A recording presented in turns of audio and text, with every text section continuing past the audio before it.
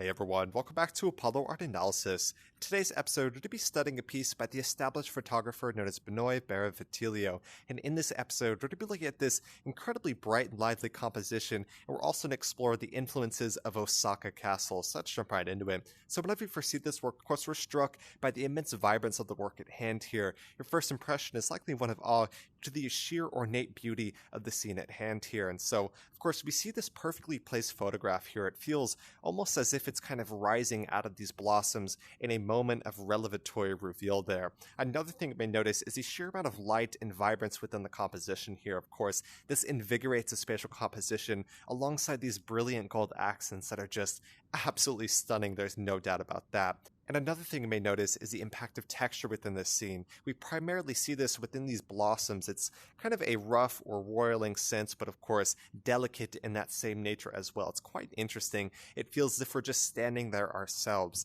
And the nature of cherry blossoms, they are just absolutely stunning. Just like pagodas, they're some of the most ancient and widespread symbols of the Far East.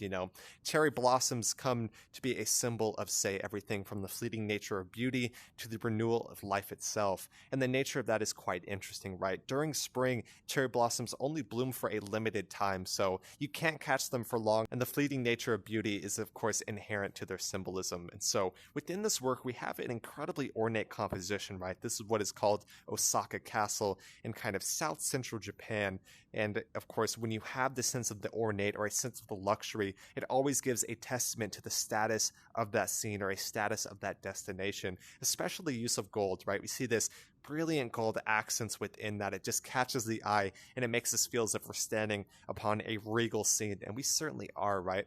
And so the nature of the architectural design here is what we call a pagoda. And the pagoda, like I said, just like cherry blossoms, are some of the most iconic symbols of the Far East and Asia more broadly. The pagoda evolved from the ancient Indian stupa, and of course, just centuries and centuries and so many generations of contributions to get the design we know of today. It's just absolutely stunning. And they're typically used in everything from ornate settings to sacred scenes such as temples, and of course, we see that within the work at hand. Of course, this isn't a temple, but it is a castle. This is what is called Osaka Castle, and this was first commissioned by the late Sengoku daimyo known as Hideyoshi. And so we see, of course, it's an absolute stunning miracle that it still stands to this day, right? We have an amazing opportunity to talk about that. And I actually have, a picture and a map of Osaka Castle. I'm gonna bring those in real quick so you can learn here.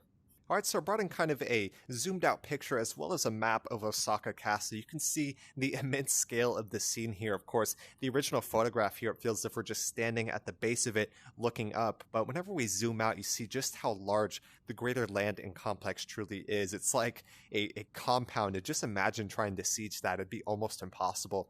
And we see, of course, here as well, you have the castle and you have just so much going on that property, so many different buildings within that as well. It is a compound, there is no doubt about that. It would be very difficult to siege. I just wanted to bring that in to give a sense of scale. Of course, within this, it feels absolutely massive. We're looking up on that, but even when you zoom out, you get an even better sense of that scale there. It's just absolutely stunning and truly a marvelous work of architectural design.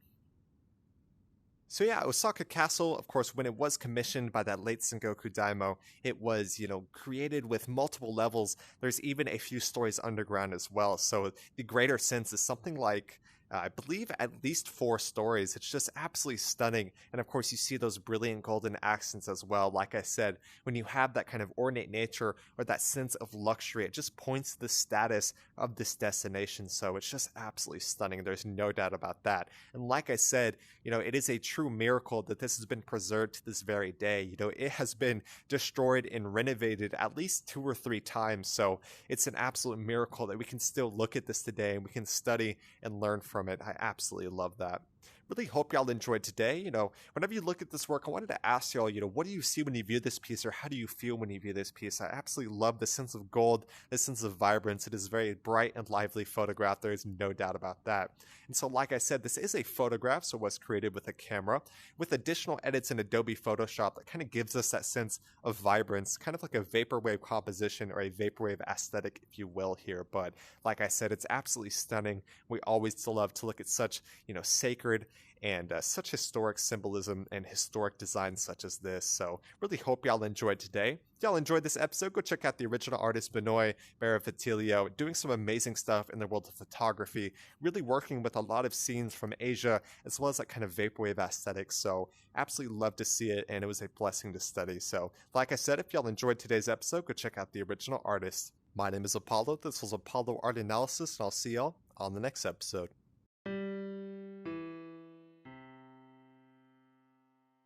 We hope you enjoyed today's episode. If you'd like to support our work directly, please check out our Apollo community tokens. Apollo Art Exchange is an ecosystem of art appreciation which elevates artists each and every day. Thanks for listening.